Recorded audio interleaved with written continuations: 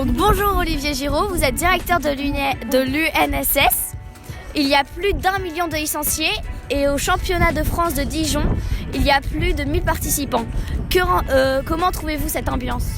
L'ambiance, elle est fantastique. Fantastique parce que tous ces élèves qui sont là, ils ont concouru à la fois en district, à la fois dans leur département, leur académie, pour pouvoir se qualifier pour cette grande compétition, cette grande finale. Et autant l'organisation que l'engagement de tous ces élèves est juste fantastique.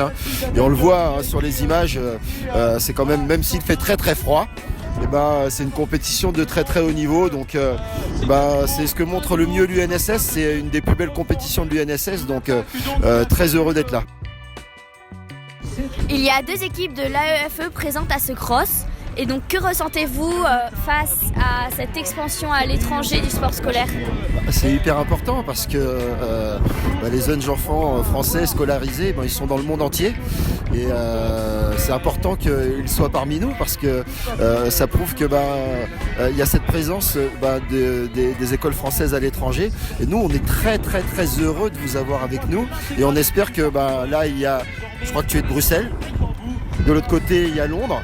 On espère que plus tard on puisse ramener à peu près toutes les écoles du monde pour vraiment être tous réunis. Donc une vraie normalité, et très content d'avoir cette convention avec la UEFA pour que nos jeunes Français de l'étranger puissent participer avec nous sur nos compétitions.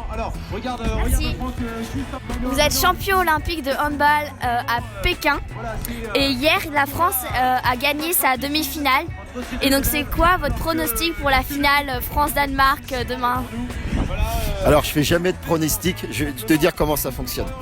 C'est-à-dire que le plus important, pour avoir une médaille, il faut arriver dans le dernier carré pour pouvoir jouer une demi-finale. Et en général, il ne faut jamais penser à la finale avant. Donc, on se dit toujours, à la demi-finale, il y a un match pour avoir une médaille. Et la finale, ça se joue pas, ça se gagne. Mais mon pronostic, je vais dire que la France va gagner parce que la France a l'habitude de jouer ses finales. Mais attention, parce que le Danemark est une très très grande équipe. Elle a déjà battu plusieurs fois la France. Ils se connaissent très très bien. Mais en général, en finale, la France est plutôt pas mal. Donc, côté français, j'espère qu'on va gagner demain.